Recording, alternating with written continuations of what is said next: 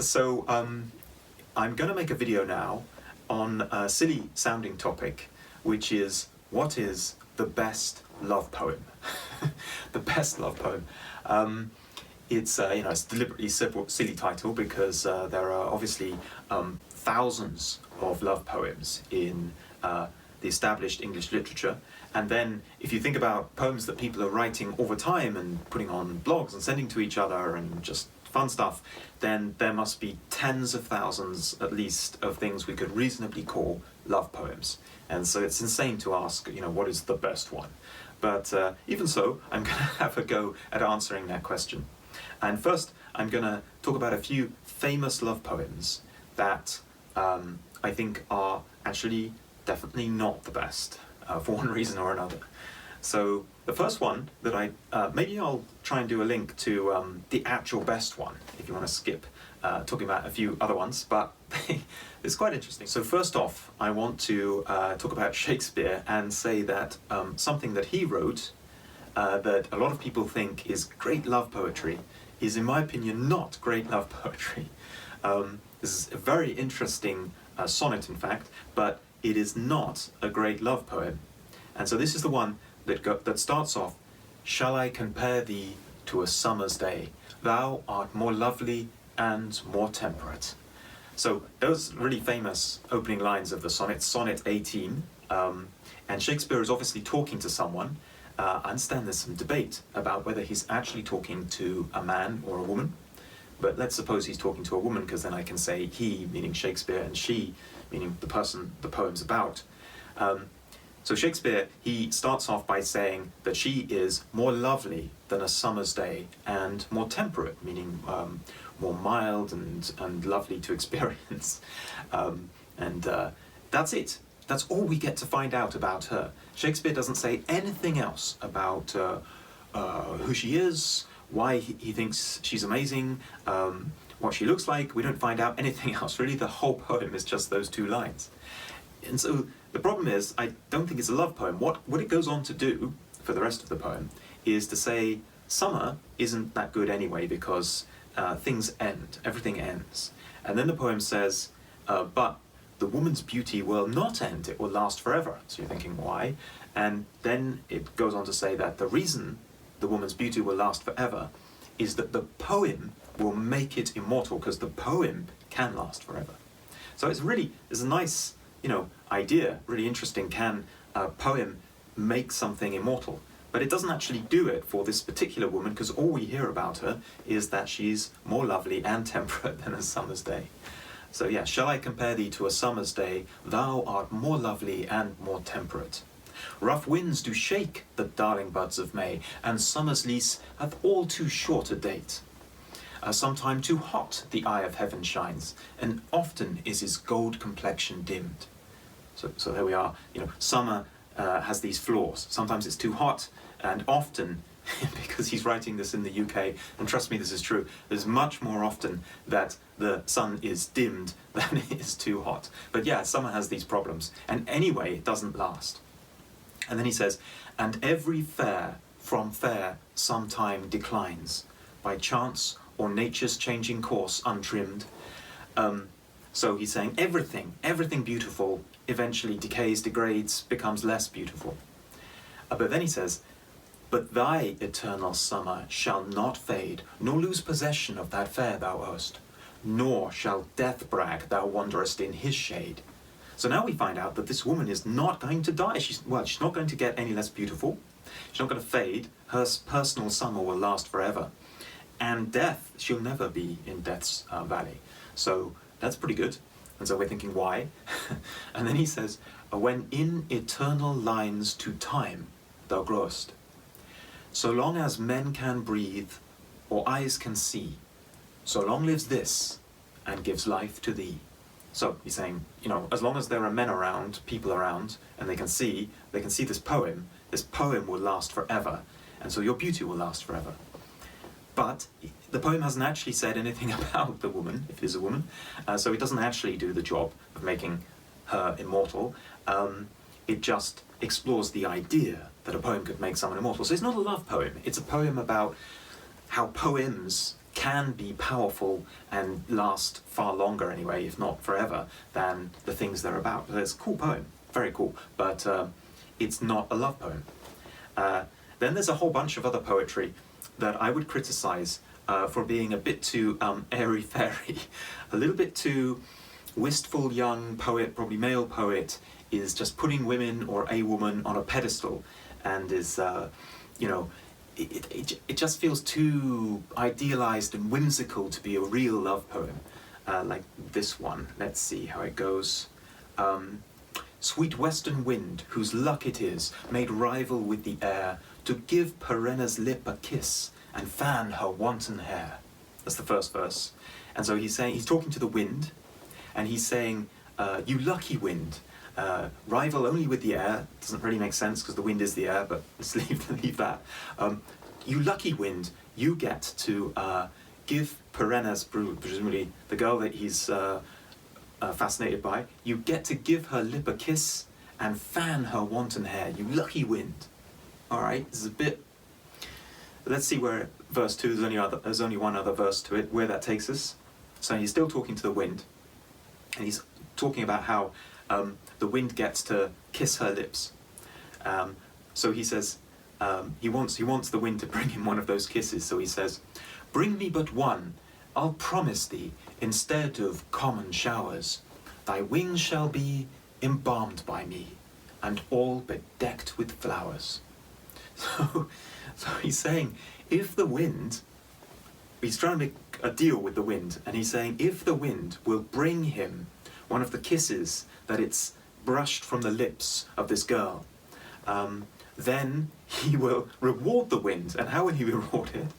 He will reward it by, so he says, your wings shall be embalmed by me, and so that means perfume. So he's going to throw perfume into the wind, into the wings of the wind, and all bedecked with flowers. So he's going to throw flowers and perfume into the wind if it's willing to bring him one of her kisses.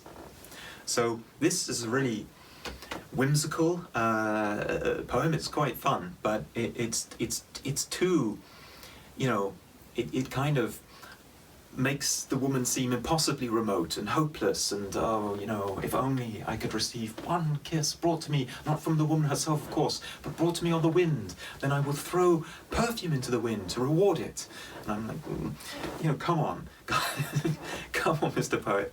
I mean, we understand that it's a certain style of poem, but even so, it's kind of frustrating to listen to. And you're just thinking, you know, come on, just go and talk to her. She's just a person. You know, you might get lucky.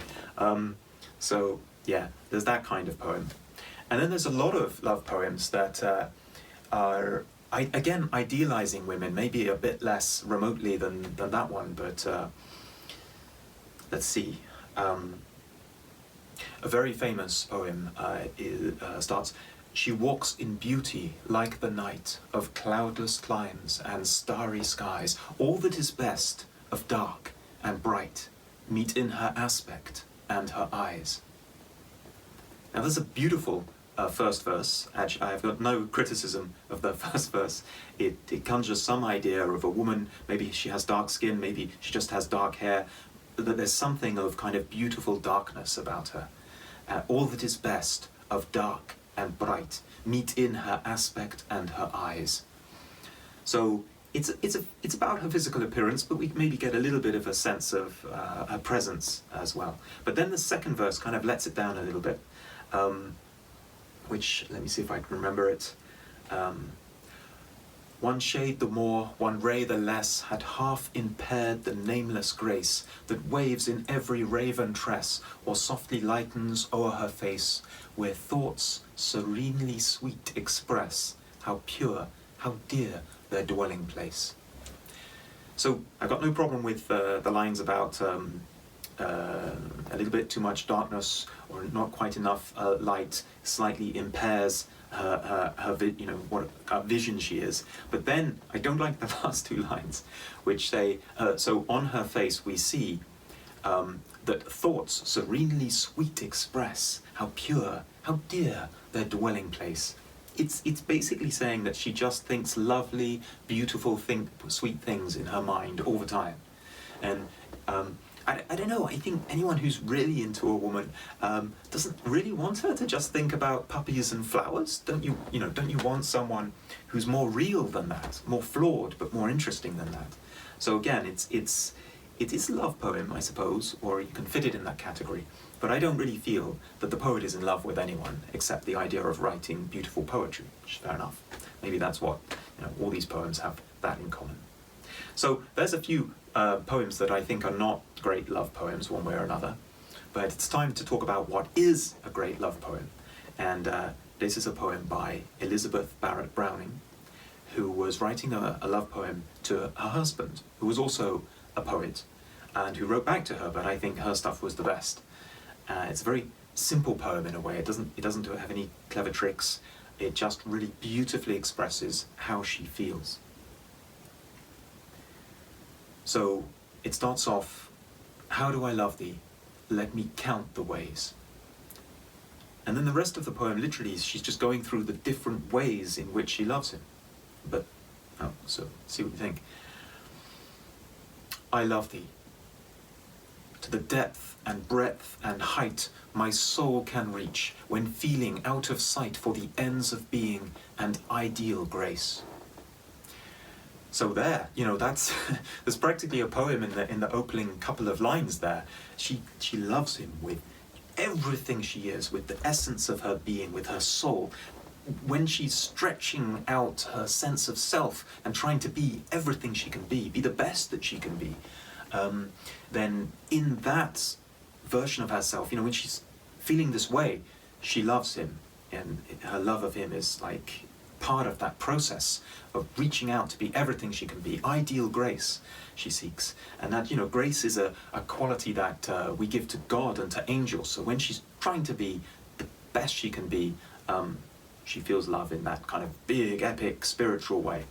And then the poet brings it down beautifully with the next line. So she says, "I love thee to the level of each day's most quiet need, by sun and candlelight." So I imagine this to mean in her daily chores. She's just going around the house, going around doing the normal things we must do every day in life. In those small things, she experiences her love for her husband. And then she says, "I love thee freely, as men strive for right. I love thee purely, as they turn from praise." So these attributes that are in the best of us, when humanity is its best, she feels that this also describes her feelings of love for him. And then she says, "I love thee with a passion put to use in my old griefs, and with my childhood's faith." And I love that line. Passion put to use in her old griefs, and with her childhood's faith. Especially I like that because I remember when I was a kid that I believed in things, or I might feel safe. I would have faith that things would go well in a way that I think only happens in childhood. As an adult, you have to be more cynical. You have to think about stuff. You have to evaluate. You have to recognize risks. But as a child, you kind of don't need to do that yet. So there's an experience I've only ever had as a kid, which is a kind of faith that exists then. And she's saying she still has that, but in one way, which is in her love for her husband. And then the next line is similar. She says, "I love thee with the love I seem to lose with my lost saints." So maybe she's touching on religion there, and does she feel a bit less religious faith than in the past? Or just, again, things change and you become more cynical, but not about him. And then she finishes up with another beautiful line. She says, "I love thee with the breath, smiles, and tears of all my life. And if God choose, I shall but love thee better after death." So there, in every emotional state, in every element of her life, she loves him and she hopes she will after she's dead as well. So, that love can be immortal. I think it's a beautiful poem, and it just delivers. It just delivers on actually saying how she feels, different aspects of what love means to her, and it's just very beautifully written. So maybe I'll just run through the poem, which I'm saying is the best. It's the best love poem I've come across, in my opinion. By far, actually, rivaled only by another poem by the same poet. But let me run through it again without any commentary. How do I love thee? Let me count the ways. I love thee to the depth and breadth and height my soul can reach, when feeling out of sight for the ends of being and ideal grace. I love thee to the level of each day's most quiet need, by sun and candlelight. I love thee freely, as men strive for right. I love thee purely, as they turn from praise. I love thee with the passion put to use in my old griefs, and with my childhood's faith. I love thee with the love I seem to lose with my lost saints. I love thee with the breath, smiles, and tears of all my life. And if God choose, I shall but love thee better after death. Well, there we are. I hope that this is a poem that you like the sound of. It just is so much more genuine than poems that are beautiful words crafted by usually guys who are good at crafting words and interested in their own abilities or in the structure or, you know, the art of writing the poem, which I think is true of probably all the examples I ran through just before. But this poem feels like here's a woman who's trying to actually put down into words how she feels. So, yeah, I think that's fantastic, and you know, I'm sure many of us wish we could write like that. Okay, well, I've gone on long enough, probably much too long. So, thank you for watching, and yeah, cheers.